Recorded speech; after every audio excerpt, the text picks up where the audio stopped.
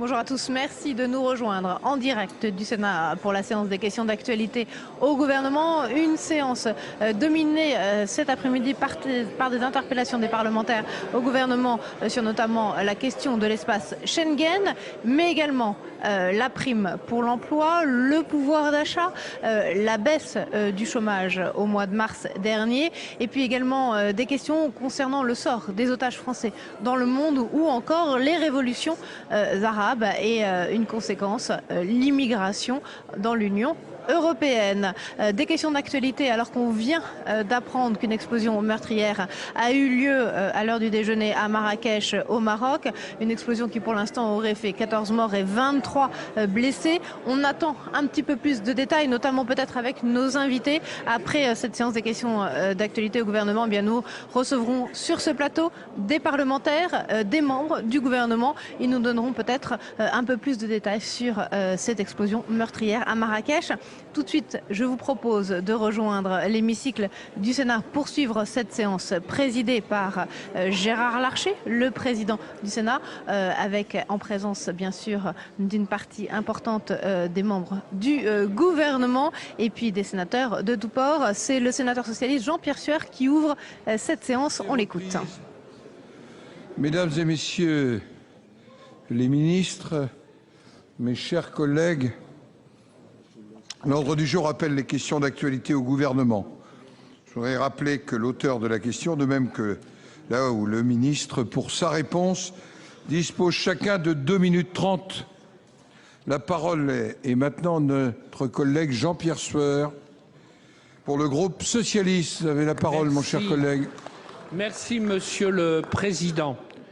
Monsieur le ministre de l'Intérieur, vous le savez, 200 000 réfugiés libyens ont été accueillis en Tunisie dans des conditions difficiles et la Tunisie a fait tout ce qu'elle a pu. Il y a des milliers de Tunisiens qui viennent aujourd'hui vers l'Europe, souvent au péril de leur vie, dans des conditions très précaires. La première des choses que je voulais vous demander, Monsieur le ministre, c'est comment pensez-vous agir par rapport à ces personnes? La responsabilité, nous y tenons, mais nous tenons aussi beaucoup à la fraternité. Comme l'a dit Bertrand Delanoë, vous le savez. En second lieu, la position de la France par rapport à ces pays, je pense particulièrement à la Tunisie. Les Tunisiens ont recouvré la liberté avec leurs mains nues et le gouvernement français l'a reconnu avec un peu de retard. Mais les Tunisiens sont là sur ce chemin. Est-ce que la seule parole qui peut apparaître dans les médias de France, de Tunisie et du monde, c'est que certains veulent les renvoyer à la mer? Bien sûr, c'est indigne. Ce n'est pas possible, Monsieur le ministre, vous le savez bien. Enfin, je voulais vous interroger par rapport à nos responsabilités européennes. Schengen, ce fut une grande avancée. C'est toujours une grande avancée. Vouloir mettre fin à Schengen, détruire, porter atteinte à Schengen serait à coup sûr une erreur, car ce serait commencer de défaire l'Europe. Donc on est pour Schengen. Vous êtes pour Schengen, mes chers collègues, et c'est très bien ainsi. Donc je veux vous demander, Monsieur le ministre, quelles initiatives vous allez prendre pour conforter l'espace européen, faire qu'il y ait une politique d'immigration qui soit commune et portée par l'ensemble des pays, et faire aussi qu'il y ait un vaste plan dans l'Europe qui soit fort, qui soit dynamique, pour que l'on vienne en aide à la Tunisie, à tous ces pays qui aspirent au développement. Œuvrer avec eux pour leur développement économique, c'est aider à trouver de vraies solutions aux problèmes qui se posent. Monsieur le ministre, la voix de la France, elle est très importante, l'attitude de la France aussi. Nous espérons vivement qu'elle sera faite de responsabilité, mais aussi de fraternité, car nous sommes la France. Pour vous répondre, la parole est à Monsieur Claude Guéant, ministre de l'Intérieur, de l'Outre-mer, des collectivités territoriales et de l'immigration. Monsieur le Président, Mesdames et Messieurs les sénateurs, comme vous, Monsieur Sueur, le gouvernement se réjouit de ce que la Tunisie accède à une ère nouvelle de sa vie et qui est une vie de liberté et une vie démocratique. C'est bien la raison pour laquelle la France souhaite apporter un concours sous bien des formes à la Tunisie pour amorcer cette vie nouvelle et aussi pour définir et conforter son développement économique. C'est la raison pour laquelle Alain Juppé était en Tunisie voici quelques jours. Cela étant, nous n'entendons pas subir des vagues de migration qui ne sont que justifiées par des motifs économiques. Il serait paradoxal que nous accueillions des gens qui, précisément, viennent d'un pays qui s'ouvre à la liberté, qui s'ouvre à une ère dans laquelle il n'y a plus d'oppression. Et c'est la raison pour laquelle la France refuse que les clandestins entrent dans notre pays. Et je suis surpris que des parlementaires invitent à ce que les lois de la République ne soient tout simplement pas appliquées. En ce qui concerne Schengen, la France et le gouvernement français est extrêmement attaché à cette conquête européenne.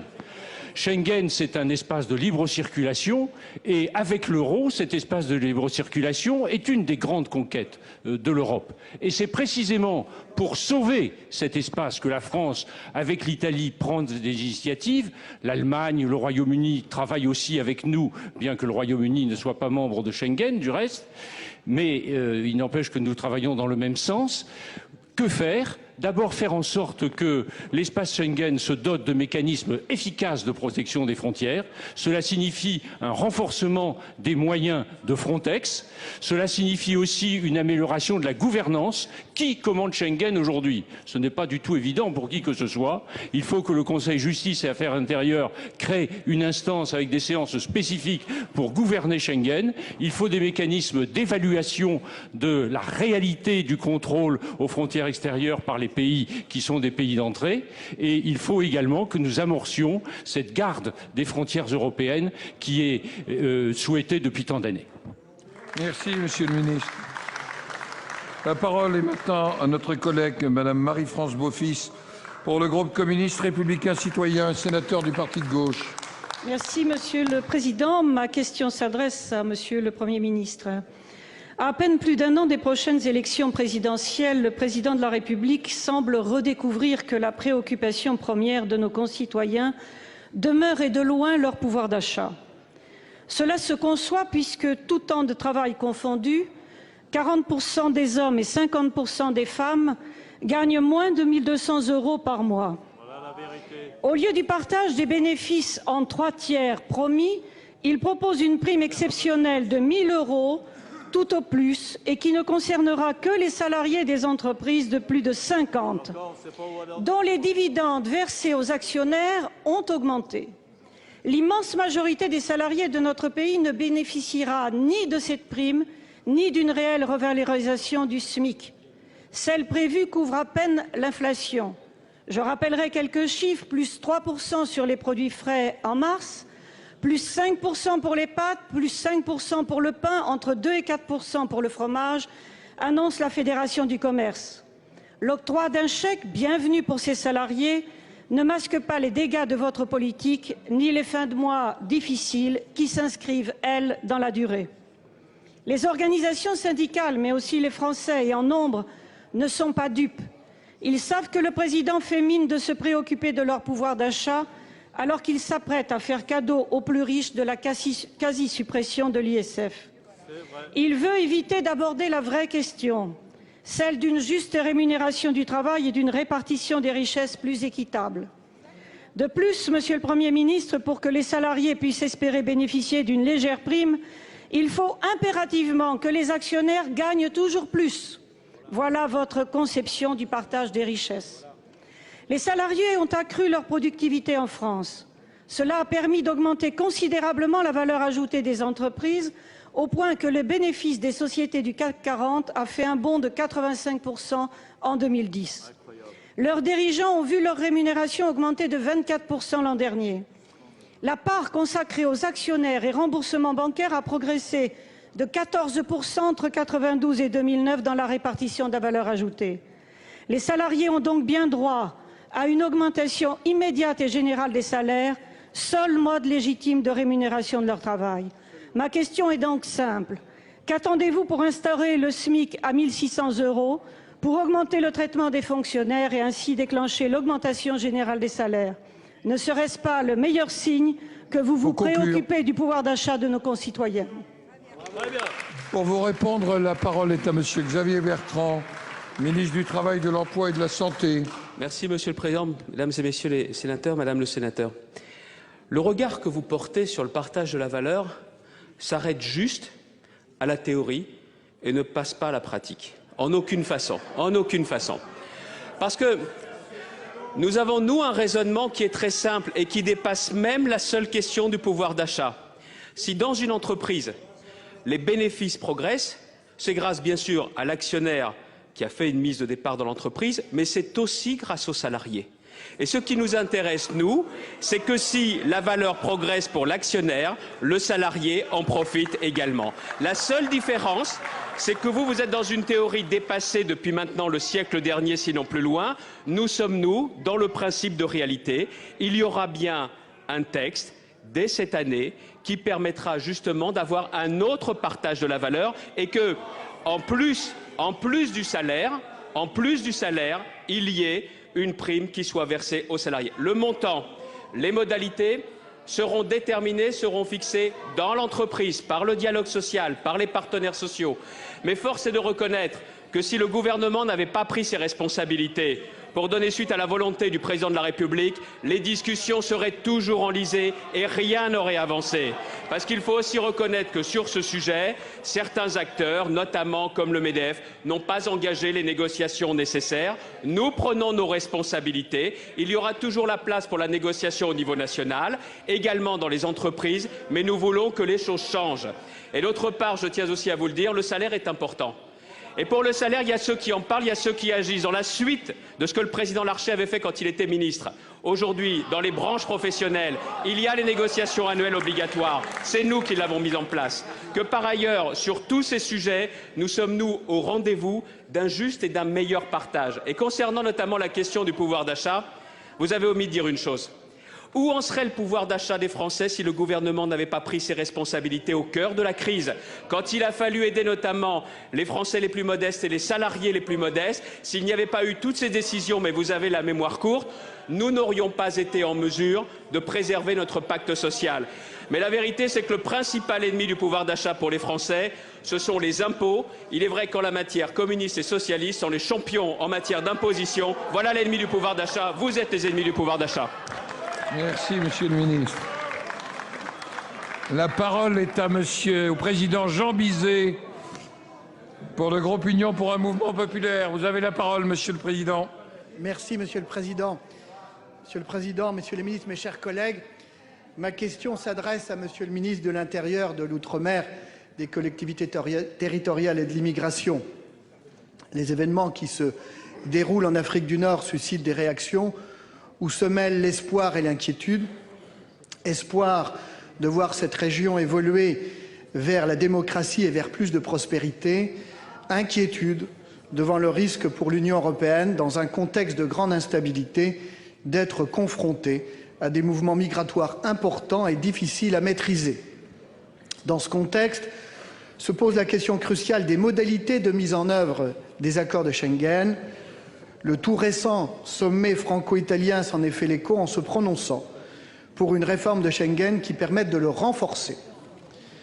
Compte tenu de l'importance de cette question, la Commission des affaires européennes du Sénat a décidé, avec son homologue de l'Assemblée nationale, de mettre en place un groupe de suivi qui pourrait réfléchir à des clauses de sauvegarde renforcées en cas de défaillance des contrôles des frontières extérieures, ainsi qu'à une mutualisation européenne accrue des moyens nationaux, humains et matériels de contrôle des frontières de l'Union. Ainsi, Monsieur le ministre, pouvez-vous nous rappeler la position du gouvernement sur les conditions de mise en œuvre des accords de Schengen face aux mouvements migratoires récents en Méditerranée et ensuite nous indiquer quelles seraient les mesures qui vous sembleraient nécessaires pour renforcer les conditions d'application de ces accords? Pour vous répondre, la parole est à Monsieur Claude Guéant, ministre de l'Intérieur, des collectivités territoriales et de l'immigration. Monsieur le Président, Mesdames et Messieurs les sénateurs, Monsieur le sénateur Jean Bizet, je voudrais tout d'abord vous donner quelques indications sur la façon dont le gouvernement entend que soient mis en œuvre aujourd'hui les accords de Schengen. Il suffit, à vrai dire, de s'en tenir à leur lettre. La lettre des accords de Schengen, c'est que le premier pays d'entrée gère les entrées sur son territoire. Et la lettre de ces accords, c'est aussi qu'il doit y avoir une coopération loyale entre les pays. Nous avons pu déceler de la part de nos amis italiens quelques tentatives ou tentations de renvoyer chez nous des personnes qu'ils devaient gérer en application des accords. Nous sommes tombés d'accord sur la façon d'appliquer le traité et sa convention d'application. Et donc, nous reconduisons en Italie les personnes qui ne disposent pas des ressources nécessaires pour vivre en France et qui sont néanmoins titulaires d'un titre de séjour en Italie. Alors maintenant, comment faire évoluer les règles? Il faut les faire évoluer pour sauver les accords de Schengen, comme je le disais tout à l'heure. Cela dans 5 directions. Ce sont les propositions que nous avons faites au Conseil et à la Commission en accord avec l'Italie. D'abord, renforcer l'agence Frontex qui est chargée du contrôle des frontières extérieures. Concrètement, il s'agit de faire en sorte que, par exemple, à l'égard de l'immigration venant de Tunisie, Frontex puisse organiser des patrouilles maritimes afin d'interdire la progression vers l'Italie et éventuellement de porter secours aux personnes qui sont sur les bateaux. Deuxième idée, créer un noyau dur d'un système européen de garde frontières. J'y faisais allusion tout à l'heure. Si nous voulons que la confiance revienne entre les pays, il faut en arriver là. Troisième idée, un mécanisme d'évaluation pour que chaque pays soit rassuré sur la pratique des autres.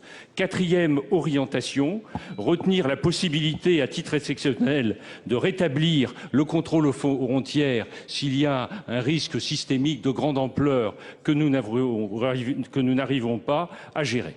Et puis, cinquième orientation, doter l'espace de Schengen d'une véritable gouvernance. Aujourd'hui, le Conseil Justice et Affaires intérieures s'en préoccupe de temps à autre, pendant quelques minutes, lors d'ordre du jour extrêmement chargé. Eh bien, il faut que ça change de dimension. Et de tout cela, il sera question à Bruxelles le 12 mai, lors d'un Conseil Justice et Affaires intérieures. Merci, Monsieur le Ministre.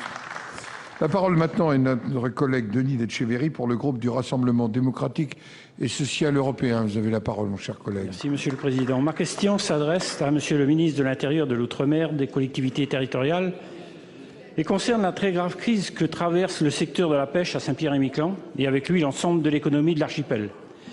Jadis très importante usine de transformation à Saint-Pierre-et-Miquelon, la société actuelle SPM Seafood se trouve dans une situation alarmante. Il s'agissait pourtant d'une fin prévisible avant même que l'État ne décide de donner les clés de l'ancienne entreprise Interpêche à des Canadiens.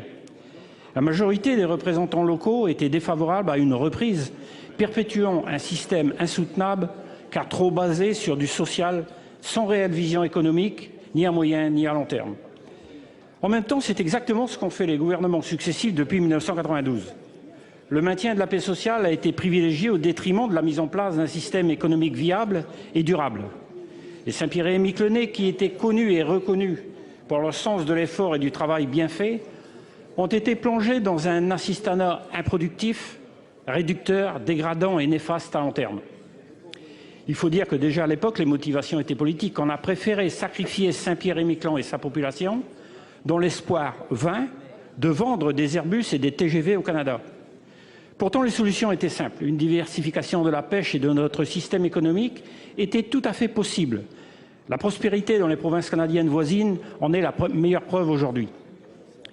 Alors que la France ne produit que 15% de sa consommation de produits de la mer, Saint-Pierre-et-Miquelon, collectivité française, n'a pas les moyens ni de valoriser ni d'exporter la richesse qui existe encore sur les bancs de Terre-Neuve. Même l'avenir de l'aquaculture, qui a fait l'objet d'investissements privés importants et de recherche poussée, semble incertain. Pourtant, de nombreux rapports scientifiques sur nos ressources et notre potentiel halieutique existent et indiquent la marche à suivre. Aujourd'hui, nous nous retrouvons une fois de plus dans l'impasse parce que des choix ont été faits basés uniquement sur une appartenance partisane, quelques calculs politiques. Ce n'est pas l'idée que je me fais de la République et de la défense de l'intérêt général qui nous anime dans cette enceinte. Il est urgent de repenser la filière halieutique dans son ensemble et de manière objective. Monsieur le ministre, pouvez-vous m'assurer d'un réel soutien technique et d'un réel suivi des services de l'État afin que nos choix économiques soient enfin basés sur les faits et selon la seule logique économique? Finissons-en avec toutes ces erreurs à répétition, avec tout ce gaspillage financier redonnant vie à une économie réelle et durable de Saint-Pierre-et-Miquelon. Monsieur le ministre, mes chers collègues, Saint-Pierre-et-Miquelon, territoire de la République française, veut vivre de son travail. Pour vous répondre, la parole est à Monsieur Claude Guéant, ministre de l'Intérieur, de l'Outre-mer. Monsieur des le Président, collectivités territoriales. Vous avez la parole. Monsieur le sénateur d'Etcheverry, le gouvernement sait bien l'importance de la filière pêche pour Saint-Pierre-et-Miquelon et il sait bien aussi les difficultés que l'archipel rencontre depuis le début des années 90 quand est intervenu le moratoire. Et depuis 2009, il y a un soutien très important qui, comme vous le savez, est apporté à la modernisation de l'outil de production des différentes entreprises de la filière halieutique aux côtés de la collectivité territoriale. Le pôle de transformation de Saint-Pierre a été repris, vous l'avez rappelé, par une société canadienne. Cette reprise, vous le savez, a été validée de manière complètement transparente par le tribunal de première instance de Saint-Pierre, qui statuait en matière commerciale, au terme d'une procédure de redressement judiciaire tout à fait classique. La société Seafoods, néanmoins, a accumulé des pertes importantes. Elle n'a pas pu réaliser son plan d'affaires et un rapport commandé par Marius Pinchard sera disponible la semaine prochaine, d'ailleurs, qui expliquera comment on est arrivé à cette situation. L'entreprise s'est déclarée en cessation de paiement il y a 2 semaines. Il est bien clair, monsieur le sénateur, que l'État apportera tout son soutien technique, opérationnel, financier, pour mettre en place un projet économique viable, durable, valide. Il est effectivement extrêmement important aux yeux du gouvernement que soit garantie la pérennité d'une filière pêche active à Saint-Pierre-et-Miquelon. Le préfet a été mandaté pour consulter sans tarder les différents acteurs de la filière. Le mandataire judiciaire sera nommé à la mi-mai et bien entendu les élus seront également consultés. Il faudra bien sûr trouver un repreneur. J'ajoute qu'il semble important qu'il puisse y avoir aussi une coordination plus assurée entre les 2 pôles de transformation de Saint-Pierre et de Miquelon. J'ajoute qu'un spécialiste de la filière sera mandaté par l'État pour accompagner concrètement le plan de rénovation. Merci, Monsieur le Ministre. La parole est maintenant à notre collègue Jean Boyer pour le groupe de l'Union centriste. Vous avez la parole, mon cher collègue. Monsieur le Président, Monsieur le Ministre, Mesdames, Messieurs, chers collègues, mes cordes vocales sont défaillantes, mais je pense que je vais appeler leur vitalité pour me faire entendre et, Monsieur le Ministre, surtout pour me faire comprendre. Monsieur le Ministre, nous le savons, et je suis solidaire de cette réalité pour la comprendre, nos budgets sont difficiles. Mais nous le savons aussi, il doit y avoir des priorités afin de ne pas compromettre l'avenir. Notre société est certes malade, mais ne sera-t-elle pas plus si les élèves d'aujourd'hui travaillent dans des classes surchargées, loin de chez eux, loin de cette proximité indispensable. 8200 postes supprimés dans le primaire, Monsieur le Ministre. C'est un orage de grêle sur les grandes parcelles de blé semées dans la France. Permettez là, Monsieur le Ministre, le message d'un ancien agriculteur. Dans certains secteurs, les machines peuvent remplacer les hommes, mais surtout pas dans l'enseignement, où la mission des enseignants deviendra de plus en plus difficile, voire ingrate. Permettez, Monsieur le Ministre, qu'un des élus d'un département rural vous adresse un appel, qui vous adresse un message, qui est un appel. Oui, l'école constitue le dernier lieu d'un service au public. Elle est un élément d'ancrage fondamental de la vie locale dans nos petites communes. Dans celle-ci, les maires ont toujours donné une priorité à l'école, car ils savent que c'est un investissement primordial et incompressible pour demain. Chers collègues, que vous soyez de ce côté de l'hémicycle ou de celui-ci, dans notre jeunesse, l'école a été notre deuxième famille. Elle nous a aidés à devenir des hommes et des femmes, car notre enseignement était personnalisé. Il n'y avait pas un enseignant pour 20 ou 30 élèves. Il était personnalisé et l'enseignement nous était donné généreusement. Alors ne vaut-il pas mieux aujourd'hui payer des enseignants que demain, Monsieur le ministre, être obligé, et je ne fais aucune démagogie, de prévoir un peu partout des éducateurs spécialisés et peut-être, sans dramatiser, des policiers. La société de demain, Monsieur le ministre, se bâtit aujourd'hui. Et l'école, j'en suis convaincu, et vous aussi, en est le meilleur des artisans. En 1944, Albert Camus, qui était un enseignant résistant à partir du Chambon-sur-Lignon en Haute-Loire, un des plus beaux bastions de la résistance, n'a-t-il pas dit la meilleure générosité envers l'avenir, c'est de donner beaucoup au présent. Sincèrement, chers amis, aujourd'hui l'école d'il y a 50 ans est passée, mais elle doit s'adapter. Je vois, Monsieur le Président, que la pendule tourne. Je crois que nous devons regarder, Monsieur le ministre. Dépassé. S'il est dépassé, avec des mètres ou des kilos, mais que nous devons avoir un regard social pour répondre aux vœux des enseignants, des parents et des élèves. Merci de me dire, Monsieur le ministre, qu'est-ce que vous envisagez de faire? Bien, pour vous répondre, la parole est à Monsieur Luc Châtel, ministre de l'Éducation nationale, de la jeunesse et de la vie associative. Merci, Monsieur le Président, Mesdames et Messieurs les sénateurs. Monsieur le sénateur Boyer, le gouvernement partage l'ambition que vous portez pour l'école et c'est la raison pour laquelle il a présenté ici même au Sénat, Mesdames et Messieurs les sénateurs, cette année, le budget le plus important jamais défendu pour le système éducatif. 60,5 milliards d'euros. Je rappelle que c'est 21% du budget de la nation et que depuis 1980, Monsieur le sénateur, le budget par élève a augmenté en euros constants de 80%. 80%. Vous avez raison, Monsieur le sénateur, d'être vigilant à l'encadrement.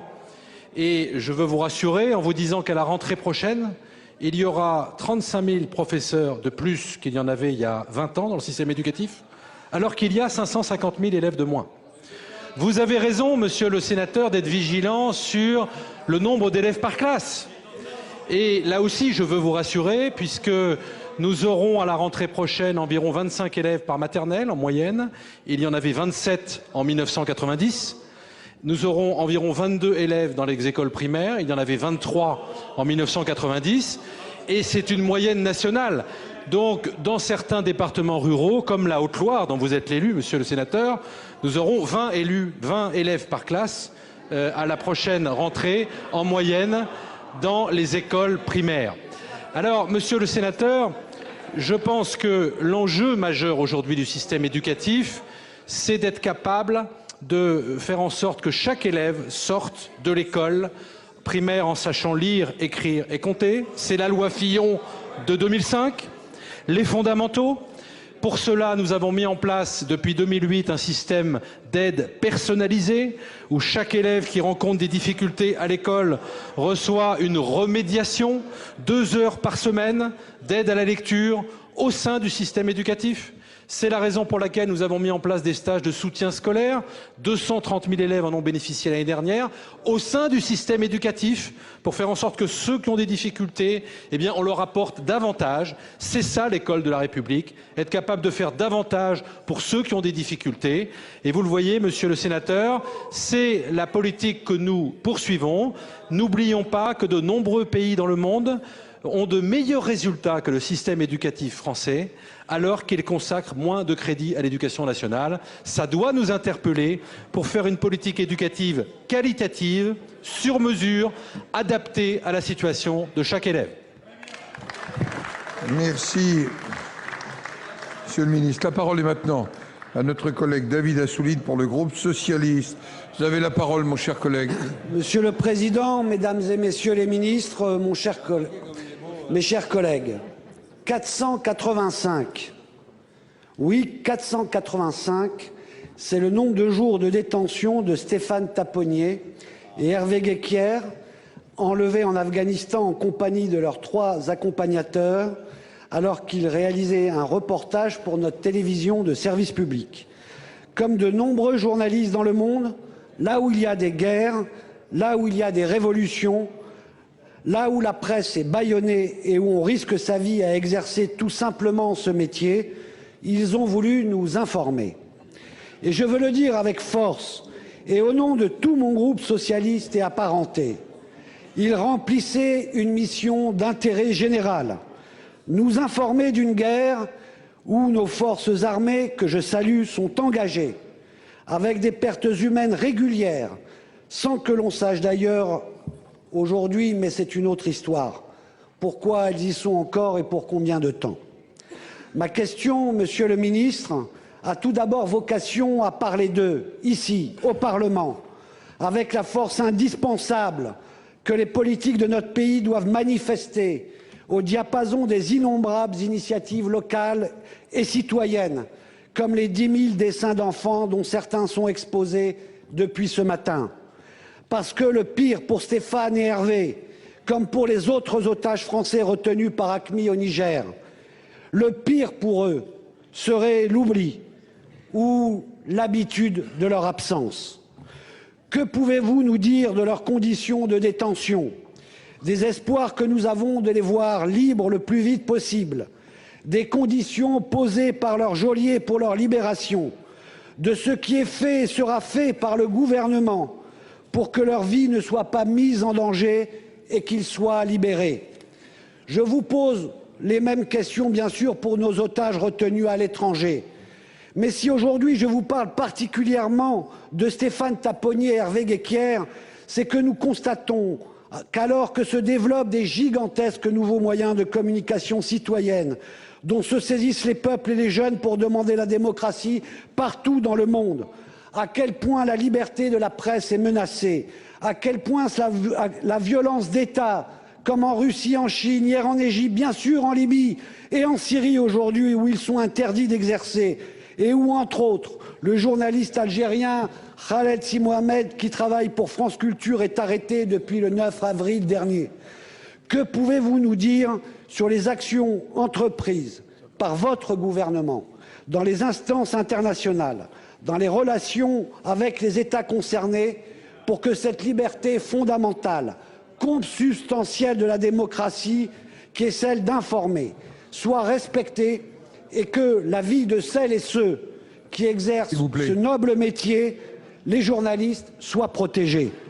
Pour vous répondre, la parole est à Monsieur Henri Drincourt, ministre chargé de la coopération. Vous avez la parole, Monsieur le ministre. Je vous remercie. Je vous remercie. C'est vrai, dans la Nièvre aussi, Monsieur le sénateur. Je vous remercie, Monsieur le Président, Mesdames et Messieurs les sénateurs.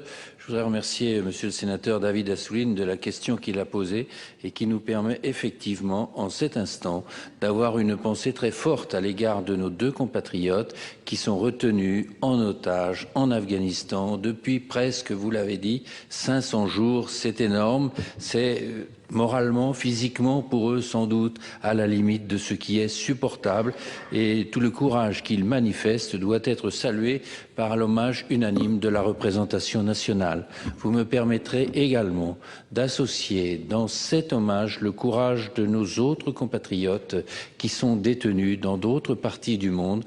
Vous y avez fait référence et nous pensons aussi très fort à eux. Je peux vous dire que le gouvernement français, comme tous les gouvernements qui se sont succédés, et c'est l'honneur de notre République, sont mobilisés seconde après seconde, que ce soit le ministère des Affaires étrangères, que ce soit le ministère de la Défense, que ce soit le Premier ministre, que ce soit le Président de la République, pour faire tout ce qui est en notre pouvoir pour avoir les meilleures possibilités d'entrevoir la libération prochaine et de tous nos otages et dans des conditions qui soient acceptables par les uns et par les autres. Donc c'est un travail de tous les instants. Vous nous demandez des informations. Beaucoup ici ont exercé des responsabilités gouvernementales et vous savez que c'est très difficile d'en donner parce que d'abord nous ne les avons pas toutes. Elles ne sont pas toutes vérifiées et pas toutes fiables. Et puis le débat entre la sécurité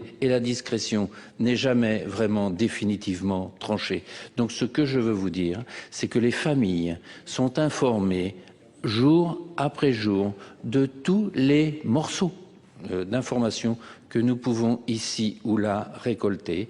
Et je vous demande de nous faire confiance parce qu'avec vous, nous avons en partage la volonté très forte de ramener à la maison nos compatriotes qui en ont été injustement éloignés. Pour le reste, vous avez raison aussi de saluer le travail des journalistes dans cette période difficile. Et je veux vous dire que la France n'est pas inactive, soit au Conseil de sécurité, où nous avons pris des initiatives dès 2006, soit plus récemment s'agissant de la résolution 1973 pour ce qui concerne la situation en Libye. Et donc, comme vous, nous considérons qu'un des éléments fondateurs de la démocratie, c'est la liberté de la presse et il ne saurait y avoir des pays qui pourraient s'en exonérer. Nous avons aussi en partage sur tous ces bancs ce bel idéal. Merci, Monsieur le Ministre.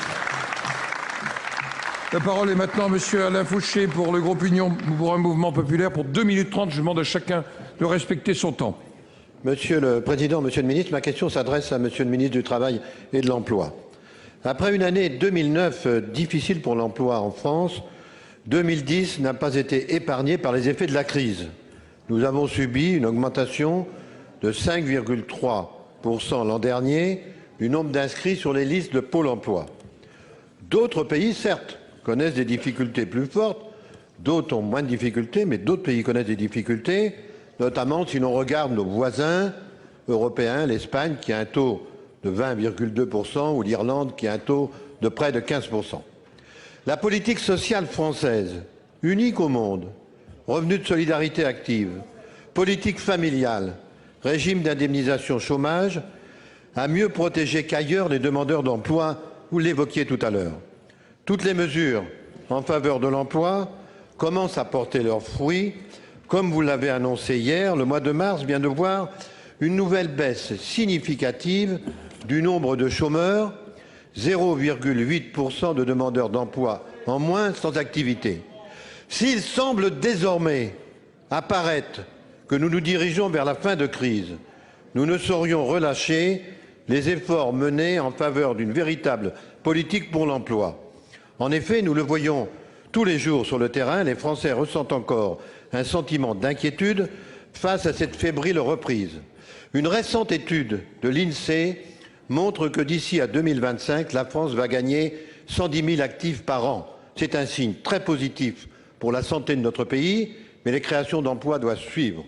En janvier, Monsieur le Ministre, vous aviez fait savoir que vous mobiliseriez tous les acteurs de l'emploi, notamment sur le plan régional, pour faire en sorte que 2011 soit une année de baisse sensible du chômage. Aussi, je me réjouis du travail accompli et de cette évolution positive depuis 3 mois. Mais je souhaite connaître vos engagements et les mesures que vous comptez prendre pour le maintien d'une action forte en faveur de l'emploi et plus particulièrement celui des jeunes et des plus de 55 ans, car la création d'emplois, Monsieur le Ministre, reste notre priorité. Merci, mon cher collègue. La parole est à Monsieur Xavier Bertrand, ministre du Travail, de l'Emploi et de la Santé. Vous avez la parole. Merci, Monsieur le Président, Mesdames et Messieurs les sénateurs. Monsieur le sénateur, vous l'avez dit, il n'est pas question un seul instant de relâcher nos efforts, au moment même où nous venons de connaître une double bonne nouvelle. La première, c'est que le chômage a reculé au mois de mars parce qu'il y a 21 100 demandeurs d'emploi en moins. C'est le chiffre le plus important de baisse depuis février 2008. Depuis février 2008, avant la crise. D'autre part, 3 mois de baisse à la suite. C'est la première fois depuis le premier trimestre 2008, avant la crise également. Et nous savons pertinemment que quand nous parlons de sortie de crise, pour nos concitoyens, la sortie de crise, c'est quand le chômage aura reculé durablement. Voilà la réalité. Alors bien évidemment, Dans ces bonnes nouvelles, nous devons noter que le chômage des jeunes ne cesse de reculer. Sur une année, on est à près de 7% de baisse, ça n'est pas assez. Mais qu'en revanche, les mesures qui ont été prises par le gouvernement, notamment pour l'accompagnement des demandeurs d'emploi de longue durée, de plus de 50 ans, commencent seulement à porter leurs fruits, que nous devons permettre vis-à-vis de cela, à la fois d'avoir un suivi individualisé. Ils sont toutes et tous en train d'être reçus individuellement par les agents de Pôle emploi. Et d'autre part, nous voulons leur proposer formation et contrats aidés. Et d'ailleurs, je dis à toutes et tous, notamment à celles et ceux qui exercent des responsabilités départementales, je demande de répondre à l'appel du gouvernement qui consiste à dire nous pouvons ensemble prendre davantage de contrats aidés. Un contrat aidé offert à un chômeur de longue durée qui est au RSA, ça coûte moins cher pour le département, 411 € au lieu de 467 €, et à la fin du mois, c'est une fiche de paye plutôt qu'une allocation sans activité. Voilà la réalité de ce que nous proposons aujourd'hui, et nous pouvons ensemble faire plus encore. Sur tous ces sujets, vous le savez également, nous allons continuer notamment à proposer de nouvelles mesures pour la formation en alternance, l'apprentissage, les contrats de professionnalisation. Avec Nadine Morano, nous allons prendre de nouvelles initiatives qui seront soumises également au Parlement. Et enfin, le dernier point, c'est qu'il nous faut une approche en matière d'emploi beaucoup plus proche du terrain. Et il nous faudra pour cela définir notamment une nouvelle feuille de route pour Pôle emploi. Prenez l'exemple de la restauration. Tout à l'heure, avec Frédéric Lefebvre, nous avons signé l'avenant pour les métiers de la restauration. Et il faut bien voir que quand il y a eu cette baisse de la TVA, le premier objectif, c'était l'emploi et c'est l'emploi. Et que demain, il s'engage à avoir 20 000 recrutements de plus chaque année, mais que nous devons aussi faire en sorte que l'on trouve les demandeurs d'emploi pour pourvoir ces postes. Et ça, on ne saura pas le faire de façon efficace au niveau national ou régional, c'est bien au niveau local. Je le revendique, nous avons l'ambition de faire reculer le chômage et une approche pragmatique. C'est de cette façon aussi que l'on redonne un emploi, de l'espoir et de la confiance à nos concitoyens. Merci, Monsieur le Ministre. Madame Halima Boumedienne-Thierry pour le groupe socialiste. Vous avez la parole. Oui, Monsieur le Ministre, je souhaitais attirer l'attention du ministre de la Justice sur le désarroi et la colère qui animent le monde de la justice, comme celui de la police d'ailleurs, deux maillons indispensables d'une même chaîne. Depuis plusieurs mois, avocats et magistrats s'inquiètent du dépouillement progressif de la justice. Je rappelle notamment l'ampleur du rassemblement du 29 mars dernier et l'unité affichée par les personnels de justice. Cette colère s'amplifie avec le vote de la loi sur la garde à vue, en raison des difficultés liées à son entrée en application. Cette loi relative à la garde à vue n'est qu'une illustration de ce malaise du monde judiciaire. Le gouvernement s'est retrouvé à devoir faire appliquer dans la précipitation une loi qui aurait dû être fondamentale. Depuis plusieurs années, la Cour européenne des droits de l'homme alerte la France sur la nécessité d'une réforme de la garde à vue. Mais il aura fallu attendre le Conseil constitutionnel qu'il intervienne en juillet 2010 pour qu'enfin vous vous penchiez sur cette réforme. L'Assemblée plénière de la Cour de cassation, par des arrêts du 15 avril 2011, a décidé l'application immédiate de cette loi. Le ministre a pris une circulaire, soit, mais elle reste très évasive quant à la façon concrète dont on doit envisager les choses. Policiers, avocats, magistrats sont unanimes. Cette loi a été votée sans les moyens nécessaires à sa bonne mise en œuvre. Déjà, les acteurs du monde judiciaire n'avaient plus les moyens d'exercer leur mission dans des conditions acceptables. Or, l'entrée en vigueur non préparée de cette loi n'a rien arrangé. Le caractère dérisoire des ressources qui lui sont allouées est à la hauteur du peu de cas que la majorité fait de la justice. Récemment, Monsieur le garde des Sceaux a déclaré que la justice disposait maintenant de ressources, y compris humaines, suffisantes pour son fonctionnement. Or, vous le savez, cela est faux. Je regrette qu'il ne soit pas là pour nous répondre. Aujourd'hui, vous savez comment faire. Et vous ne le savez pas, en tout cas, pour mettre en œuvre cette réforme de la garde à vue qui nous est imposée et que vous n'avez pas su anticiper. Pourtant, cela fait bientôt 10 ans que vous auriez dû la prévoir. Les locaux de services de police et de gendarmerie doivent être modernisés. Cette réforme s'impose. Comme vous le savez, elle ne pourra que passer par le déblocage de fonds. Vous devez également doter de plus de moyens les recours à l'aide judiciaire pour les gardes à vue. Près de 100 millions d'euros semblent nécessaires. Les avocats qui assisteront au titre de l'aide judiciaire des gardes à vue sont rémunérés en moyenne 4,68 € de l'heure. C'est réellement irrespectueux de leur travail. Alors il convient dès aujourd'hui de prendre les mesures nécessaires pour que les droits des personnes gardées à vue soient respectés, que les avocats, magistrats et policiers puissent travailler dans des conditions décentes. Je souhaiterais savoir comment le gouvernement compte prendre en compte toutes les revendications des policiers, des avocats, des magistrats? Comment vous allez enfin donner à la justice les moyens de fonctionner et de permettre en effet l'application effective de la réforme de la garde à vue? Pour vous répondre, la parole est à monsieur François Baroin, ministre du Budget, des Comptes publics, de la fonction publique. Merci Monsieur le Président, Mesdames et Messieurs les sénateurs, Madame le sénateur.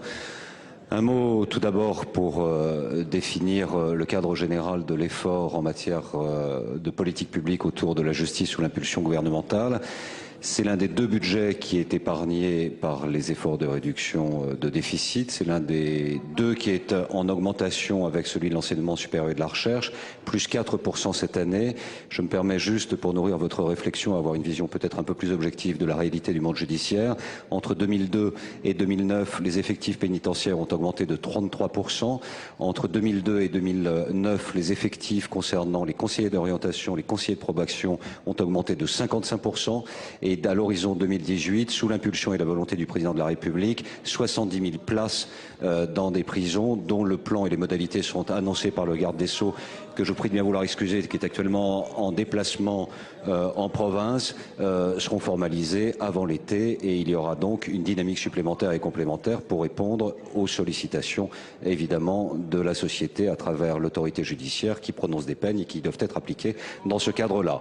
Pour atterrir plus directement sur l'angle de votre question portant sur l'application de la garde à vue, pourquoi d'abord cette réforme? Vous l'avez rappelé vous-même, le Conseil constitutionnel, saisi d'une question prioritaire de constitutionnalité, a donné sa décision et a rendu applicable immédiatement ce dispositif, c'est-à-dire la présence de l'avocat en garde à vue dès la première heure. Ceci a été confirmé par la Cour de cassation qui a validé sa propre jurisprudence sur la base de la jurisprudence constante de la Cour européenne des droits de l'homme qui elle-même a justifié la présence au titre des libertés publiques de l'avocat dès la première heure. Dans cet esprit et dans l'application immédiate, le gouvernement a décidé une application instantanée de cette loi. Le ministre de l'Intérieur, dont je salue la diligence et la célérité avec laquelle il a pris les dispositions pour les officiers de police judiciaire, a rendu immédiatement opérationnel ce dispositif. Où en sommes-nous aujourd'hui? Très simplement, dans la poursuite des discussions avec les barreaux et avec les avocats, nous avons établi une proposition sur la base de 300 € hors taxe, ce qui place le financement et la rémunération des avocats dans le cadre des gardes à vue et dans le cadre des commis d'office au niveau supérieur de toute la moyenne des pays de l'Union européenne. Je vous renvoie précisément au stade de rémunération en Espagne, en Allemagne, en Grande-Bretagne. Vous verrez que de ce point de vue, la proposition du gouvernement français est supérieure à la moyenne des pays de l'Union européenne. Nous serons donc en temps, en heure et en rémunération à un niveau d'exigence souhaité par l'application des libertés publiques dans notre pays. Merci Monsieur le Ministre. La parole est à Monsieur Simon Louécotte pour le groupe Union pour un mouvement populaire. Pour 2 minutes 30 maximum. Ma question, Monsieur le Président, s'adresse à Monsieur le Ministre de l'Intérieur. Tout comme en métropole, l'insécurité progresse en Nouvelle-Calédonie.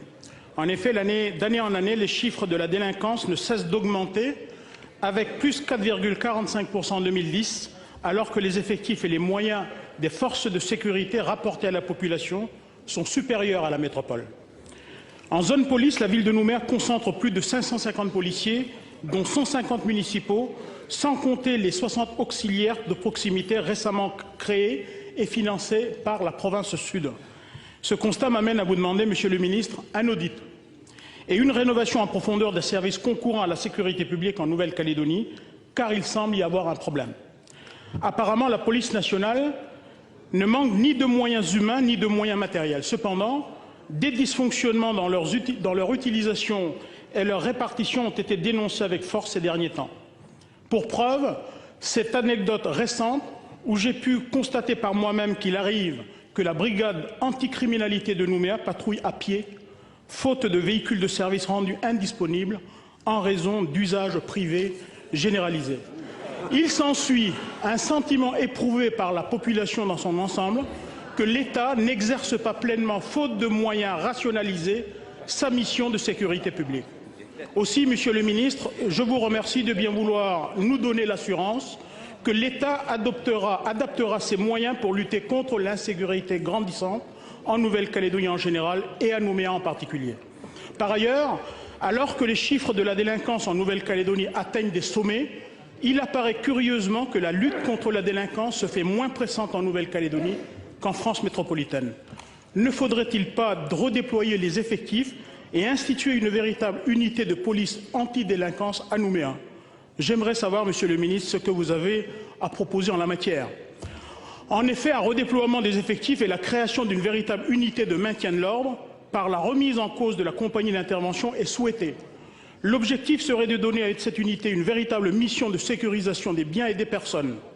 Actuellement, 45% seulement des appels sur le 17 police secours sont satisfaits par faute de moyens. Les moyens sont certes présents, mais il faut les optimiser et la marge de progression semble être importante. Alors, Monsieur le ministre, que comptez-vous faire concrètement pour enfin redonner à la Nouvelle-Calédonie sa douceur de vivre qu'elle semble avoir perdue? Pour vous répondre, la parole est à Monsieur Claude Guéant, ministre de l'Intérieur, de l'Outre-mer et des collectivités territoriales. Vous avez la parole. Monsieur le Président, Mesdames et Messieurs les sénateurs, je voudrais d'abord vous demander la permission, Monsieur le sénateur Louet-Cotte, d'apporter quelques compléments aux indications chiffrées que vous citiez à l'instant. D'abord, je voudrais dire que l'insécurité en métropole ne monte pas, elle n'augmente pas. Au contraire, elle est en recul. L'an dernier, elle a reculé encore de 2% et depuis 2002, elle a reculé de 17%.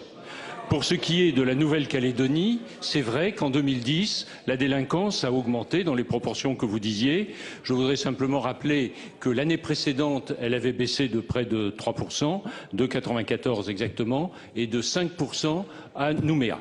Et j'ajoute que l'augmentation de 2010 est justifiée notamment parce que dans le jargon policier, on appelle les IRAS, c'est-à-dire les infractions révélées par l'activité policière, c'est-à-dire des infractions qui ne donnent pas lieu à plainte, mais que l'activité policière met en évidence parce que l'activité policière est importante. Alors cela étant, Monsieur le Sénateur, je suis d'accord avec vous, il y a toujours moyen de mieux faire et comme vous, je ne suis pas satisfait de la façon dont les choses se passent en Nouvelle-Calédonie. Et je dois dire que je rejoins complètement la façon constructive, opérationnelle dont vous abordez les choses. Le haut-commissaire a demandé au directeur de la sécurité publique de la Nouvelle-Calédonie une mission de réorganisation des services qui doit lui être présentée le 20 mai prochain. Cette nouvelle organisation aura pour but en particulier d'adapter tout le dispositif policier à la réalité concrète de la délinquance, selon les horaires, selon les quartiers.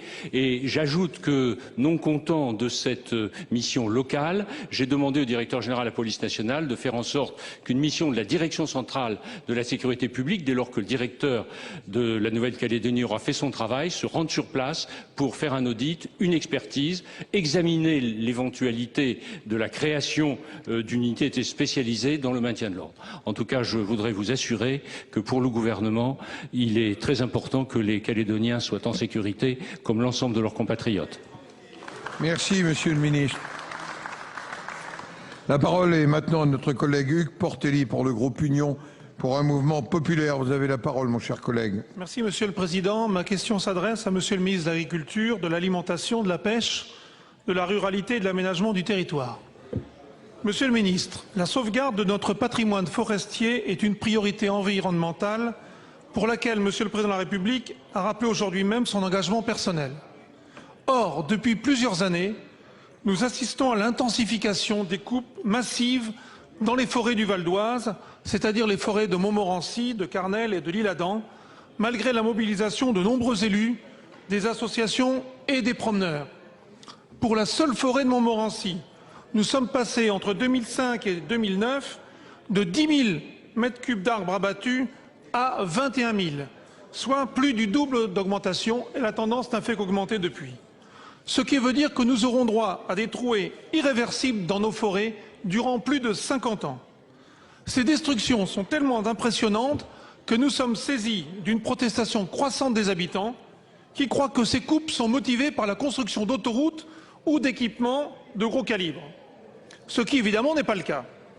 Et face à nos protestations, l'Office national des forêts, qui n'a même pas été capable de procéder au ramassage des arbres abattus lors de la grande tempête de 1999, fait la sourde oreille. Monsieur le ministre, il est primordial de défendre notre patrimoine forestier périurbain. de défendre les paysages sylvestres du Val d'Oise et de la périphérie de l'Île-de-France, et ce qui constitue l'un des poumons verts de notre région. Il en va également de la sauvegarde de notre biodiversité. Que comptez-vous faire, Monsieur le Ministre, pour faire cesser les coupes de bois intensives?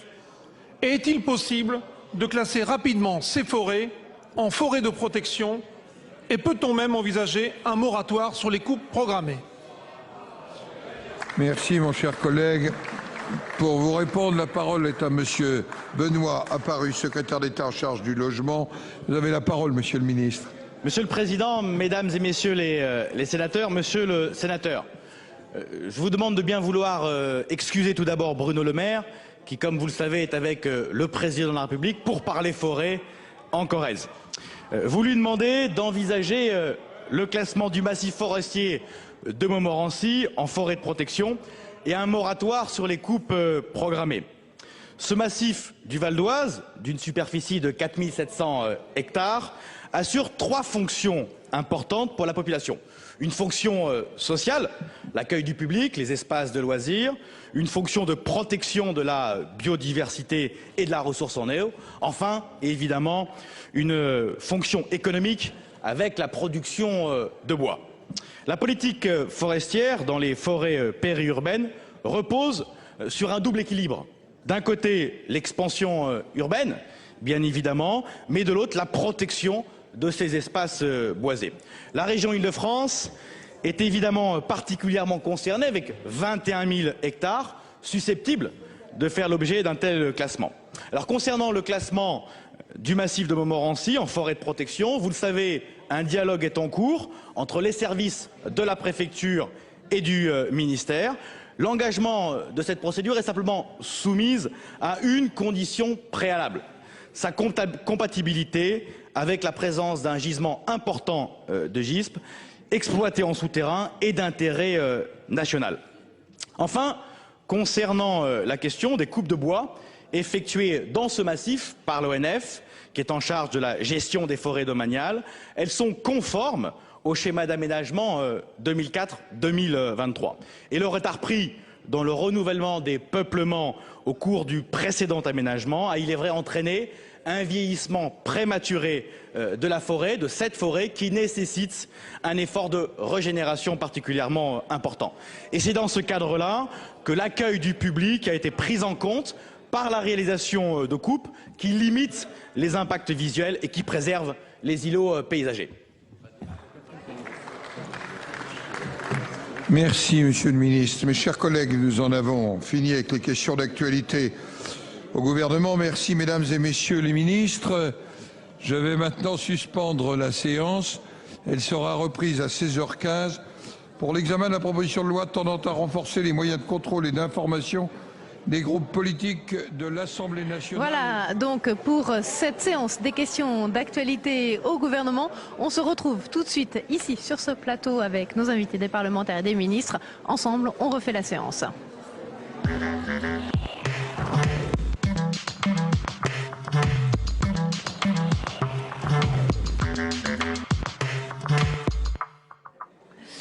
Et ensemble, donc, nous allons refaire cette séance des questions d'actualité au gouvernement avec nos invités qui vont nous rejoindre dans quelques instants sur ce plateau installé dans la salle des conférences du Sénat, salle des conférences qui se trouve juste à côté de l'hémicycle de la Haute Assemblée, pour revenir bien sûr sur l'ensemble des questions abordées cet après-midi dans l'hémicycle lors de cette séance des questions d'actualité au gouvernement. Et puis je vous le rappelle également, cette information principale cet après-midi, cet attentat au Maroc, à Marrakech, qui a fait 14 morts. Le gouvernement marocain a confirmé qu'il s'agit bien d'une explosion meurtrière. Sur ces 14 morts, il y aurait 11 étrangers. Des informations bien sûr à confirmer officiellement, et peut-être que sur ce plateau viendront nous rejoindre dans quelques instants des membres du gouvernement qui pourront éventuellement nous apporter un peu plus de précision précisions donc sur cet attentat qui a eu lieu à l'heure du déjeuner aujourd'hui à Marrakech, en plein cœur de Marrakech, sur la place Djenna El Fna, fréquentée par de nombreux touristes. Va nous rejoindre sur ce plateau tout de suite le président de la Commission des Affaires européennes du Sénat, Jean Bizet. Bonjour. Merci d'être avec nous. Tout à l'heure, dans l'hémicycle, Claude Guéant, le ministre de l'Intérieur, a précisé un petit peu les modalités d'application d'un nouveau Schengen, notamment un renforcement des contrôles aux frontières, également des gardes frontières européens. Est-ce que ça sont des dispositifs véritablement nouveaux? Pas spécialement, si vous voulez. Ça existe déjà au cœur du fonctionnement de Schengen, mais dans des moments d'exception tels que ceux que nous vivons, il faut leur donner plus, je dirais, d'efficacité et de lisibilité. Donc parmi les 5 critères qu'a énoncé tout à l'heure le ministre de l'Intérieur, il n'y a finalement rien de véritablement neuf alors? Si, parce que si vous voulez, pour le moment, ce n'était que imparfaitement mis en œuvre, notamment les clauses de sauvegarde, sur lesquelles, si vous voulez, nous n'avions pas l'habitude de les dimensionner. Et on rappelle, de toute façon pour qu'il n'y ait aucune ambiguïté sur ce point, que Schengen, au même titre que la création de la monnaie unique, est un acquis fondamental de l'Union européenne. Mais et que Schengen n'est pas la libre circulation des immigrés clandestins. Est-ce qu'il faut, pour que Schengen soit totalement mis en œuvre, est-ce qu'il faut un accord unanime des membres de l'Union européenne? Disons que notamment, il a précisé, Monsieur le ministre a précisé une nouvelle gouvernance. Donc on verra comment le Conseil Justice Affaires Intérieures va se prononcer le 12 mai. Accord, à mon avis, je ne pense que tout le monde sera d'accord. L'Allemagne n'a pas l'air très disposée à revoir les différentes modalités autour de Schengen. Il faut bien être conscient que dans cette affaire, il y a une responsabilité particulière du pays d'accueil. Mais que ces responsabilités du pays d'accueil ne peuvent se concevoir sans la solidarité de l'ensemble des autres États membres. Parce que ce qui arrive aujourd'hui à l'Italie, à Malte ou à quelques autres ne peut se concevoir sans la solidarité des autres 26 États membres. Oui, il va falloir plus de solidarité entre les différents pays. Mais ça, comment inciter à cette solidarité-là? Je crois que chacun a pris conscience que ce qui s'est passé de l'autre côté de la Méditerranée ne peut se résoudre par tel ou tel pays. Et parallèlement, nous n'avons pas évoqué cela, mais il y a un pendant de la résolution de ce dossier, c'est le développement économique et social au sein même de ces pays. En d'autres termes, l'Union pour la Méditerranée, qui a été repris par le président Barroso au travers de ce protocole pour une démocratie et une prospérité partagée, doit être repensée et redimensionnée financièrement. Donc l'Union pour la Méditerranée pourrait renaître de ses cendres finalement, au vu de cette crise entre la France et l'Italie?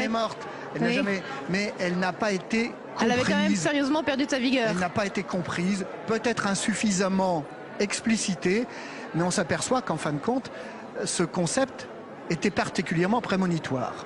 On a quand même l'impression, au travers de cette crise, que la Commission européenne a été prise en otage entre la France et l'Italie. Est-ce que c'est aussi votre impression? Disons que chacun a été un peu surpris de la brutalité de l'émergence, je dirais, du printemps arabe. On ne peut aujourd'hui, a posteriori, que s'en réjouir. Maintenant, il faut corriger effectivement la mise en œuvre de tout ce qui était prévu dans Schengen. D'où l'intérêt également, le Sénat et l'Assemblée nationale ont créé une commission de suivi pour justement être très attentifs à l'évolution de ce dossier. Et qu'on ne soit pas uniquement dans la gesticulation politique, parce que pour beaucoup d'observateurs, c'était avant tout des clins d'œil au Front National, à l'extrême droite, au néopopulisme, en France comme en Italie. Non, la question est trop grave puisqu'il s'agit d'êtres humains pour se borner à réagir au travers de clins d'œil. C'est peut-être la position du Parti Socialiste. On va voir ça tout de suite avec le sénateur Jean-Pierre Sueur. Bonjour. Je ne sais pas si vous avez entendu ma question à Jean Bizet. Quelle est votre position, vous? Ma position, c'est que nous devons être fidèles à ce qu'est la France. Responsable et généreuse, fraternelle. Et lorsque l'on mesure ce qui se passe en Tunisie, vous savez que les Tunisiens, ils ont accueilli 200 000 réfugiés libyens. Ils l'ont fait. Et nous avons un certain nombre de milliers de Tunisiens qui viennent en Europe. Qu'est-ce qu'on leur dit? On ne peut quand même pas leur dire « on vous renvoie à la mer ». Et moi, je salue ce qu'a dit... Alors, on leur dit quoi précisément? Quelle est la position du Parti socialiste? On leur dit d'abord qu'on prend en compte les personnes qui sont là, en dessous du boulevard périphérique, et qu'on les traite comme des êtres humains, premièrement. Parce que vous savez qu'il existe un protocole, une directive... On leur donne un permis de séjour temporaire? Une directive. On traite la question de manière humaine, c'est-à-dire que on ne cherche pas à les renvoyer dans le premier avion. Deuxièmement, on met en œuvre les accords de Schengen au lieu de vouloir les démanteler. Et on dit que l'on peut accueillir un certain nombre de personnes. Mon ami Michel Rocard a dit on ne peut pas accueillir toute la misère du monde. Mais il avait ajouté, mais la France doit y prendre toute sa part. Or, par rapport à la Tunisie, il est très important de ne pas envoyer de messages négatifs par rapport à ces êtres humains qui, au péril de leur vie, sur des rafiaux, ils traversent la Méditerranée, ils paient à des passeurs et ils sont là. On doit quand même les traiter comme des êtres humains. Je demande de l'humanité. Je sais bien qu'on ne pourra pas accueillir tout le monde. C'est parfaitement vrai. Et c'est pourquoi... Alors sur quels critères vous faites votre choix, alors Jean-Pierre Sueur? Des critères qui sont dans la loi. Il faut des critères précis, bien sûr. Mais dans le cas d'afflux pour des circonstances particulières, il existe une directive de 2001 qui donne le droit au séjour temporaire. C'est prévu par l'Europe. Et il faudrait que tous les pays d'Europe se mettent d'accord pour appliquer cela. Ça ne peut pas être seulement l'affaire de l'Italie. Ça doit être l'affaire de l'ensemble des pays d'Europe. Et la France doit y prendre sa part. J'ajoute une chose. Ah, et après la réponse de Jean Bizet, oui. Oui, j'ajoute une chose. C'est que nous devons aider extraordinairement au développement de la Tunisie.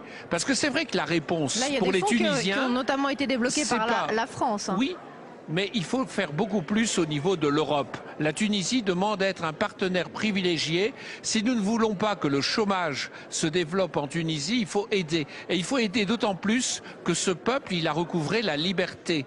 Et pour vivre en liberté, il faut sans doute créer les bonnes conditions. Alors Jean-Pierre Sueur, la réponse de Jean Bizet à la fois sur ces questions humanitaires, sur l'application de la directive et puis également effectivement sur le déblocage de fonds pour aider la Tunisie à se reconstruire. Humanisme, oui.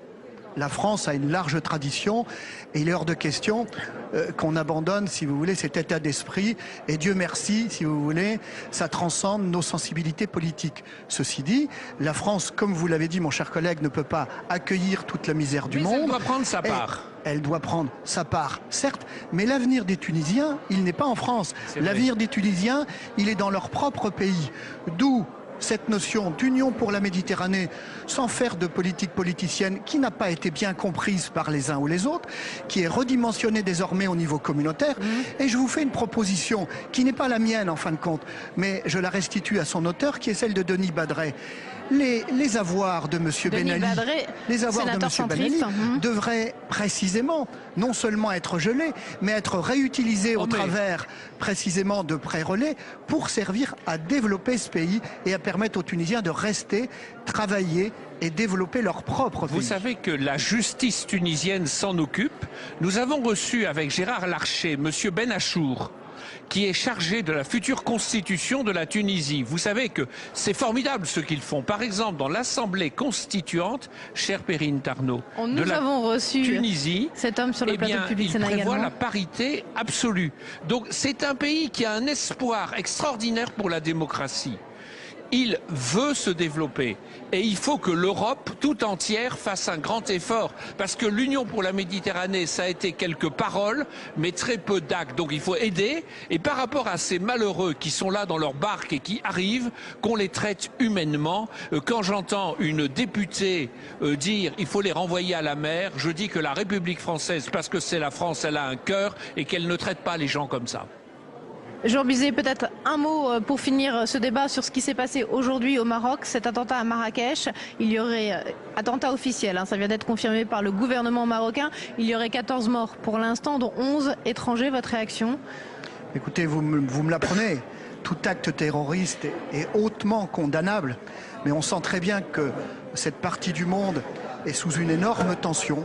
Je salue ces jeunes qui, au travers, je dirais, d'un formidable espoir, sont en train de redessiner tout ce paysage, je dirais, aux abords de l'Europe. Et donc, à mon avis, avec du bon sens, de l'humanisme, mais également, je dirais, une ferme application des traités et des accords de Schengen. Il ne s'agit pas de, je dirais, de transformer Schengen, simplement d'appliquer ce qui existe, notamment le fait qu'un titre de séjour accordé par l'Italie ne vaut pas un mandat de circuler pendant des mois et des mois dans l'Europe de façon illégale. Mais là aussi, il faut être très clair. à ne pas saisir cela pour détricoter Schengen, parce que si on démolit Schengen, on défait l'Europe. Or moi je crois qu'il n'y a d'issue par rapport au développement du Maghreb dans l'aide, la coopération, que si l'Europe tout entière s'y met, et je suis pour un plan Marshall, pour qu'on aide ces pays, les pays arabes, du monde arabe qui recouvrent la liberté, il faut vraiment leur donner la main par des actes symboliques par rapport à ceux qui sont là, mais aussi par une vraie politique de coopération et de développement. Je crois qu'on est d'accord là-dessus, mon cher collègue. On est d'accord sur le fond, pas sur la sémantique. Appelons ça plan Marshall ou Union pour la Méditerranée. L'essentiel, c'est de les aider à construire leur avenir. C'est l'argent. Très bien, écoutez, merci beaucoup Jean Bizet d'avoir été avec nous sur ce plateau. Jean Arthuis, le président de la commission des finances du Sénat, va prendre votre place. Juste pour finir sur l'immigration, Jean-Pierre Sueur, si on précise un petit peu le projet du Parti socialiste en matière d'immigration, vous proposez une régularisation progressive, mais sur quels critères? Nous proposons une régularisation, si vous voulez, constante. C'est-à-dire que je crois qu'il ne faut pas dire tout d'un coup il n'y a plus de régularisation, ou dire au contraire un beau jour on ouvre toutes les vannes. Il faut qu'il puisse y avoir des régularisations constantes sur des critères humanitaires, parce qu'il y a le droit d'asile, parce qu'il y a la protection temporaire, ça existe. Deuxièmement, sur des critères de vie familiale, parce qu'on a le droit de vivre en famille. Troisièmement, des critères professionnels et des critères d'études. Je suis très frappé des grandes difficultés que connaissent des étudiants, et notamment des étudiants tunisiens, qui veulent venir faire des études en France et qui se heurtent à des obstacles administratifs considérables qui n'existent pas dans d'autres pays. Et quand on accueille des jeunes de pays comme la Tunisie, l'Algérie, le Maroc, l'Égypte, qui viennent faire leurs études en France, n'oublions pas que c'est un formidable investissement pour la France et pour la culture française. Donc accueillons tout cela. Il faut qu'il y ait des critères, bien sûr. Nous voulons des critères qui soient larges et qui soient responsables, et puis qu'il y ait une politique constante de coopération, et en l'espèce ce grand projet d'un formidable plan de coopération avec les pays du Maghreb, parce que cette liberté qui arrive dans les pays arabes, eh bien, il ne faut pas que ça retombe. Et pour ça, il faut jouer la carte du développement et de la coopération. Merci à vous. Merci Jean-Pierre Sueur d'être venu. Jean Arthuis, bonjour. Je rappelle donc que vous êtes le président de la commission des finances du Sénat. La commission des finances du Sénat qui demande au gouvernement sans doute un peu plus de rigueur l'année prochaine. Oui, parce que nous avons hier soir, pour la première fois, examiner un projet de stabilité, un programme de stabilité qui est la feuille de route que le gouvernement communique à la Commission de Bruxelles pour indiquer que le cap qui est pris, c'est bien celui du retour à l'équilibre des finances publiques.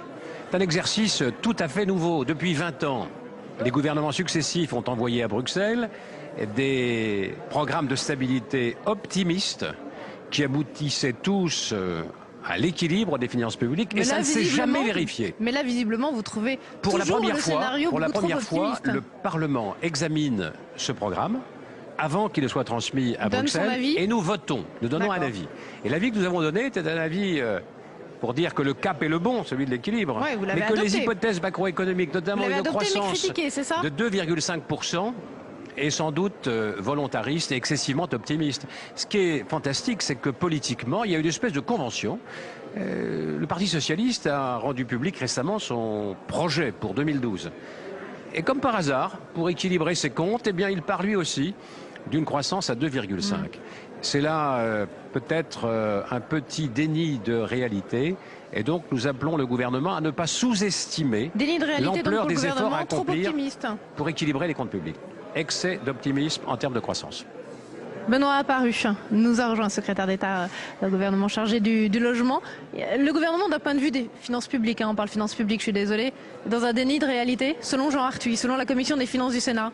Trop optimiste. Je pense que la commission... À propos de la croissance et de l'hypothèse de croissance. La commission des finances, de l'Assemblée nationale comme du Sénat d'ailleurs, est dans son rôle d'alerter fortement le gouvernement sur les déficits publics. Je voudrais juste rappeler quand même que c'est vraiment l'un de nos objectifs prioritaires. Que les résultats 2010 sont meilleurs que l'on ne pensait. Alors c'est vrai, les prévisions de croissance... Est-ce que c'est une raison pour avoir des prévisions de croissance trop optimistes? C'est toujours une incertitude. Je vous rappelle quand même qu'en 2009, si mes souvenirs sont bons, on avait une prévision de croissance négative, on a fini à 1,5. Donc les prévisions de croissance, c'est toujours beaucoup d'incertitudes. Si je prends mon secteur d'activité, on a fait 30% de plus de construction depuis 6 mois que les 6 mois qui précédaient. Donc on a vraiment, par exemple, dans mon sujet, une croissance exceptionnelle. Tant mieux. Le logement, c'est ce qui fournit le plus d'emplois. Donc, je ne sais pas si on est optimiste ou pas optimiste. Il faut bien une prévision de croissance. En tout état de cause, j'ai une certitude. Nous sommes dans la bonne voie et nous avons pris des engagements forts. Nous les respectons. Il est impératif qu'en 11, 12, 13, 14, nous respections l'ensemble de nos objectifs en matière de prévision des dépenses publiques. Jean Arthuis. Tout cela pour dire qu'il ne faut pas sous-estimer l'ampleur de l'effort à accomplir pour réduire la dépense publique et sans doute pour améliorer la recette publique, notamment par la suppression d'un certain nombre de niches fiscales. Vous savez, je partage d'autant plus ce que vient de dire Jean Arthuis que je pense qu'on peut faire des démonstrations nouvelles et intelligentes. Je suis convaincu, mais convaincu qu'on peut faire beaucoup mieux avec beaucoup moins. Et je vais prendre un exemple. Nous avons fait la réforme du prêt à taux zéro il y a quelques semaines. Nous avions une dépense de 4,5 milliards d'euros répartis dans 3 outils. On a transformé tout ça en un seul outil. Dépenses nouvelles, 3 milliards d'euros. C'est-à-dire qu'on a fait économiser à la puissance publique 1,5 milliard d'euros. Et on a un outil maintenant qui est beaucoup plus efficace que les 3 outils précédents réunis, et on fera beaucoup plus d'accédants à la propriété cette année. Objectif 350 000 par rapport à 200 000 l'année dernière. On peut faire et on peut le démontrer qu'on peut économiser de l'argent en ayant des outils beaucoup plus efficaces au service de la population. Sur le bilan des 4 années de Nicolas Sarkozy, on a l'impression aujourd'hui qu'on est un peu dans le reniement. Il y a des mesures phares qui sont abandonnées. Je pense au bouclier fiscal, je pense au discours de Nicolas Sarkozy hier sur le numérique avec un mea culpa sur la loi Hadopi. Vous savez, si je prends l'exemple de la loi Hadopi, permettez-moi de vous dire qu'il n'y a que ceux qui n'essayent rien qui n'ont aucun résultat. Oui, il peut y avoir telle ou telle législation qui finalement, à l'épreuve des faits, c'était que des ballons d'essai alors. Non mais c'est pas du ballon d'essai. Si effectivement, quel est le drame de la France? C'est qu'on est dans l'incapacité totale de juger véritablement nos politiques publiques. Moi, ce dont je rêve, c'est quoi? C'est qu'au bout de 6 mois d'une politique publique, on puisse nous dire ça marche pas. Ça, y a pour qu'on change tout de suite les choses. Mmh. Et qu'on n'attende pas 5 ans pour changer un dispositif qui ne marche pas. Ça marche pas, on en tire les conséquences tout de suite. C'est ça, la bonne politique publique. C'est pas du reniement. C'est de se dire que oui, il y avait un problème à Hadopi. Il y avait un problème du téléchargement illégal. On a essayé une solution pour le régler. Si ça marche, on continue. Si ça marche pas, on en tire les conséquences tout de suite. Sans drame, sans considérer que c'est un reniement. Je vais prendre mon exemple. Mon prêt à taux 0+, ça fait 3 mois qu'il existe. Mais j'y tiens. Ouais, ça fait 3 mois qu'il existe. J'ai réuni les banques la semaine dernière, au bout de 3 mois d'exercice, pour leur demander, vous en pensez quoi? Qu'est-ce qu'il faut changer? Qu'est-ce qu'il faut changer tout de suite pour que ça marche? Il faut qu'on évalue nos politiques publiques. Et non pas se dire, sous prétexte que j'ai fait une annonce, c'est gravé dans le marbre et il faut rien changer. Mais ça, les parlementaires le font. Ils évaluent les politiques publiques seulement. S'ils les évaluent, que nous on ne change rien, c'est le rôle du Parlement que d'évaluer les politiques publiques, en effet. Mais est-ce que vous avez l'impression d'être suffisamment écouté du gouvernement alors? Eh bien, en conclusion. Oui, de temps en temps. Mais je pense qu'on légifère beaucoup trop. On crée une instabilité législative qui rend la loi incompréhensible. Il y a trop de lois qui deviennent des véhicules de communication. Alors, il y a de l'annonce, mais il peut arriver que la communication se substitue à l'action. Dimanche, nous serons le 1er mai. Le Front National organise son grand rassemblement annuel. Marine Le Pen a dit qu'elle voulait défendre la liberté syndicale. Elle poursuit son offensive dans les classes ouvrières. Ça vous inquiète Moi, j'ai pas d'inquiétude particulière à avoir par rapport au positionnement politique du Front National, du Parti Socialiste ou de qui vous voulez. Nous poursuivons, nous, notre route. Moi, j'ai pas l'intention de me prononcer tous les samedis matins, tous les dimanches matins ou quand vous voulez, sur l'option prise par Marine Le Pen ou l'option prise par Martine Aubry ou par qui vous voulez. Nous devons On voit bien pourtant assumer... dans les dernières enquêtes qu'elle séduit de plus en plus ce vote populaire. Je veux juste simplement dire la chose suivante. Continuons à nous préoccuper que du PS et de Marine Le Pen, et là, on est sûr de perdre tous nos électeurs. Assumons nos positions, assumons notre stratégie, défendons notre bilan, prononçons et travaillons sur notre projet et effectivement nous aurons une stratégie pour la présidentielle de 2012. Dans un premier temps, il faut travailler sur le bilan, il faut revendre, continuer à expliquer ce que nous avons fait, qui est formidable depuis 4 ans, et il faut qu'on ouvre des perspectives nouvelles sur un projet nouveau sans se préoccuper de ce que font les autres. À force de regarder les autres, on s'oublie soi-même. Très bien, c'est un conseil que vous pourrez peut-être donner à d'autres membres du gouvernement. Merci beaucoup Benoît Apparu d'être venu sur notre plateau. Peut-être une réaction sur Marine Le Pen, la liberté syndicale qu'elle va défendre dimanche 1er mai, Jean Arthuis. Je crois qu'il faut que chacun soit sur sa trajectoire, sur ses convictions, sa vision. Et il est urgent d'être soi-même et de ne pas courir vers les extrêmes. La mondialisation est là. Et ce matin, nous avions un débat sur une proposition de loi du groupe socialiste sur l'impôt sur les sociétés. Mais a-t-on bien conscience qu'à l'heure de la globalisation, de la mondialisation, tous les pays sont à la recherche de bonnes mesures pour asseoir l'impôt? C'est peu dire que les lois nationales deviennent de pure gesticulation lorsqu'on est en face de groupes multinationaux. Et donc, à l'heure où nous avons à considérer ces problèmes, je pense que plus d'Europe, sans doute plus d'Europe fédérale, nous permettrait de définir des régulations effectives en matière économique, en matière financière, en matière fiscale. Le reste, en matière de sécurité et d'immigration. En matière de sécurité également. Et on voit que le chemin est encore long, Jean Arthuis. Il y a des progrès à accomplir pour une gouvernance qui tend vers le fédéralisme en Europe. Très bien, merci beaucoup d'être venu sur le plateau. On accueille maintenant le sénateur socialiste David Assouline. Bonjour. Bonjour. Vous avez posé tout à l'heure une question au gouvernement sur le sort des otages français dans le monde. Est-ce que d'une part vous avez été satisfait de la réponse? Est-ce que vous avez eu des informations un petit peu plus précises?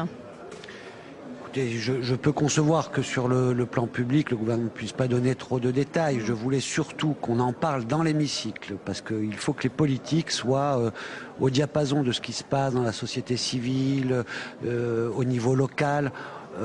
On en parle parce que le pire pour eux, c'est l'oubli. Et puis, je voulais entendre que le gouvernement faisait tout, qu'il informait les familles à la seconde. Notamment pour les ramener vivants à la les négociations maison. avancent, que ce soit les otages d'AQMI au Niger, au Mali-Niger, ou alors les deux journalistes français retenus en otage en Afghanistan. Il nous a pas dit ça, mais en même temps, il a montré une détermination à surtout ce qui m'importait, c'est qu'on nous dise qu'on veut les ramener vivants et qu'on fait tout pour cela. Parce que, bien entendu, il peut y avoir des inquiétudes. On sait que nos forces sont là-bas, qu'elles sont dans des opérations. Et c'est une inquiétude qu'il faut lever. Et je répète, il faut continuer à en parler partout où nous sommes. Un petit mot peut-être sur Hadopi, c'est un dossier qui vous intéresse. Hier, l'Élysée a reconnu des erreurs de conduite dans la loi. Est-ce que vous êtes satisfait de ce revirement de Nicolas Sarkozy ? Je suis bien entendu satisfait qu'on vienne à nos arguments, enfin, mais franchement, moi qui ai passé des dizaines d'heures dans cet hémicycle pour expliquer ce qui allait se passer, que cette Hadopi était inadaptée, c'était une digue face à une déferlante. Donc vous êtes content, c'est ce que vous aviez annoncé, c'est produit de moyens au ministère de la Justice pour vraiment faire que les choses, et que quand on fait une loi pour punir quelque chose et qu'on ne peut pas l'appliquer, eh bien on encourage au contraire à transgresser la loi. Donc on a dit tout ça. Apparemment, il se rend compte que nous avions raison. Je peux être que satisfait, mais en même temps, quand on nous parle de Hadopi 3, j'espère que cette fois-ci, on écoutera les principaux intéressés et ceux qui connaissent le sujet pour pas faire les mêmes bêtises. Un petit mot du Parti Socialiste avant d'interviewer Brice Leroy qui nous a rejoint sur ce plateau. Dites-moi, la bagarre a démarré, hein ? Non, il ne faut pas changer à chaque fois parce que vous le décidez de ton. Non, on ne le décide pas, nous on décide rien. On écoute les uns et les autres. Il y a quelques jours, tout le monde disait, et c'est la réalité, le ton a changé, il y a un petit sourire, il y a une bonne ambiance, unanimité, ces mains qui se lèvent sur le projet, un socle ensemble. Il y a aussi des critiques, hein, notamment des Strauss-Kahniens contre Hollande, qui serait parti trop vite, qui divise le parti. C'est votre opinion, vous aussi? Il est parti trop vite, François Hollande? Mon opinion, les gens partent comme ils veulent, c'est leur stratégie. La seule chose qu'il faut garder, c'est qu'on a 2 mois pour bien faire connaître notre projet. Nous sommes d'accord avec, pour mettre au cœur du débat public nos propositions. Ensuite, il sera temps... c'est la tâche de Martine Aubry. Ensuite, il sera temps, c'est Martine Aubry, c'est tous les dirigeants du Parti Socialiste aujourd'hui qui font une tournée en France. Il y aura plus de 100 réunions départementales. Il y a Laurent Fabius, il y a Bertrand Delanoë, il y a Pierre Moscovici, il y a Vincent Payon, il y a Harlem Désir, il y a Benoît Hamon, il y a Henri Emmanuelli. Toutes les sensibilités sont en train d'aller vers les Français pour convaincre. Ce moment est important parce qu'ils attendent de nous non seulement le projet, mais une unité.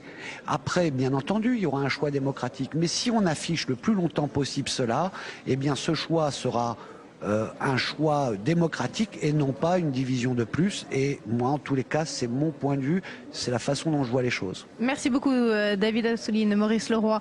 Bonjour. Merci d'être avec nous. Vous publiez, je ne l'ai pas avec moi ces temps-ci, un livre, mais qu'on aura l'occasion de présenter sans doute sur le plateau de Public Sénat un autre jour. Comme on parlait là des primaires socialistes, eh bien vous roulez pour Jean-Louis Borloo. Ça semble quand même difficile. La constitution d'un pôle autour de Jean-Louis Borloo, que ce soit à l'intérieur de l'hémicycle à l'Assemblée nationale ou en dehors de l'UMP. Nous verrons bien. La tâche est plus difficile que prévu, non ? Vous avez eu la gentillesse de parler de mon livre qui sort aujourd'hui effectivement en librairie, c'est Paroles d'affranchi aux éditions du Cherche Midi. Voilà, c'est pour vous faciliter la tâche. Écoutez, nous verrons bien.